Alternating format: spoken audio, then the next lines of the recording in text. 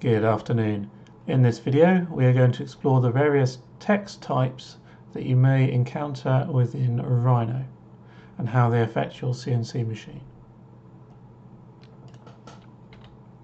So here I have Rhino and I'm going to show you a few different types of text and what they will turn into. The most obvious one is just using the text command and then typing in some text at a given height and with a given font. I'm just going to use Arial for this. And this would be the most common kind of text that you might see in your files. It's really important that when you click on it, you'll get the text window pop up in the properties window. If you don't have the properties window, you want to go to Window, Panels, Properties, and then you can restore that window. We're going to need that a lot.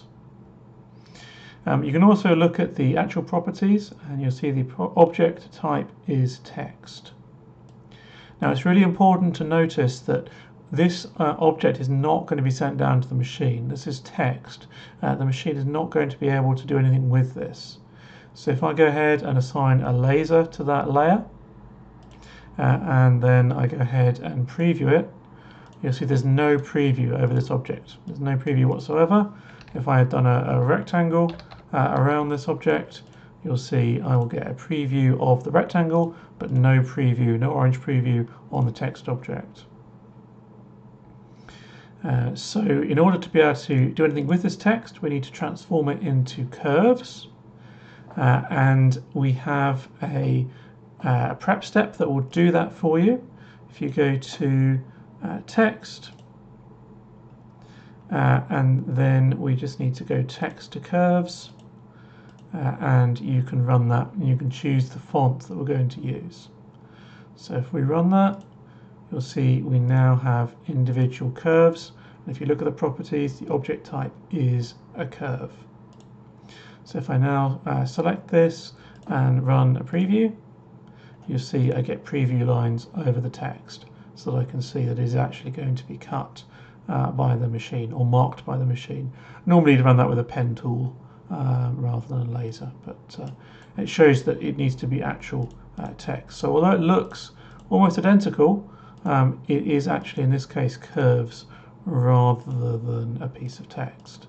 Of course, now that it's curves, I can't change this. I can't rewrite the letters or correct a spelling mistake in this text. So if I make another one, I want to show you a couple of other things. This is done with the Arial font. You may also have things like Arial Black, or you might have other fonts, and particularly you might have a stencil font. Let me see if I've got a stencil font installed.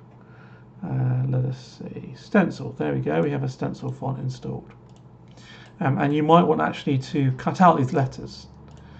So if I go ahead and type in explode and I run the explode command, you'll see I now get the edges of this, and these now are curves, and so I can run this on the machine and I can preview this.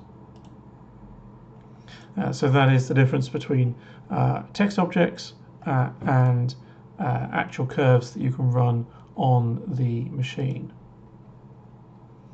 So if I go back to my text objects, just undo that, it's worth saying the text object allows me to change the text.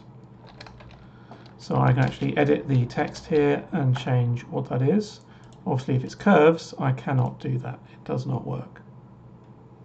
If you're using a pen to mark your text, it's really important that you use what's called a single line font. You'll notice if I exploded or use the prep step for this one, you'll see I'm going to do the outline of every single object. Indeed, this is a stencil font, so you can use it for making stencils. Even for things like trebuchet or other fonts, you'll see you end up with basically a border to the text. What we're looking for is what's called a single line font, and the good news is that Rhino ships with one out of the box. It's called SLF-RHN Architect, and you'll see this is now a single line for each character, and so when I explode this font or use the prep step, it will just be a single line. See, this is now a closed curve, and these are open curves, and so it's much more efficient to mark with a pen tool. So that's the difference between a stencil font, a normal font, and a single line font. I'm just using Ctrl Z to go back to the text object. Another thing to watch out for with text objects, you can obviously rotate them and you can move them around. You can change the height of them as required. But if you use the gumball and you rotate it, if I rotate it kind of 180 degrees, you'll see that the text is changing its orientation.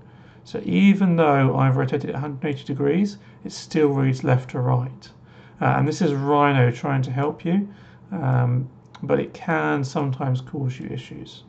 The way to look for this is to see which way the the green and the red arrows are on there. There is an option which you can turn off in the settings, which will stop this behavior. Let's see if we can find that. Tools, options, we go to annotation styles, and I think we go to, the default one. You go to fonts, that's the one in bold, and you say text reads forward when viewed from behind. And if you turn that off and apply it, you'll see my text is indeed the correct way around as I've orientated it in the document. It doesn't move or change or flip to make it easier to read. So again, tools, options, go to your annotation styles, find your annotation style, and tick or untick this box as you wish.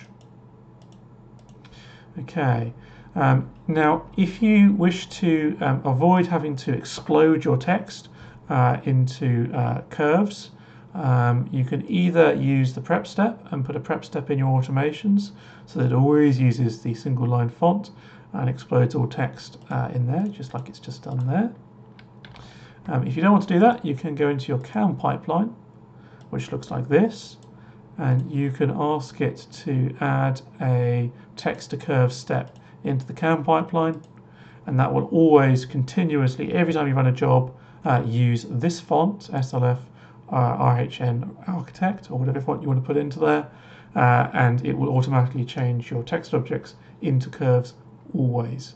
I'm not going to do that for now. I'm going to delete that, but if you do want that as another way to achieve the same thing.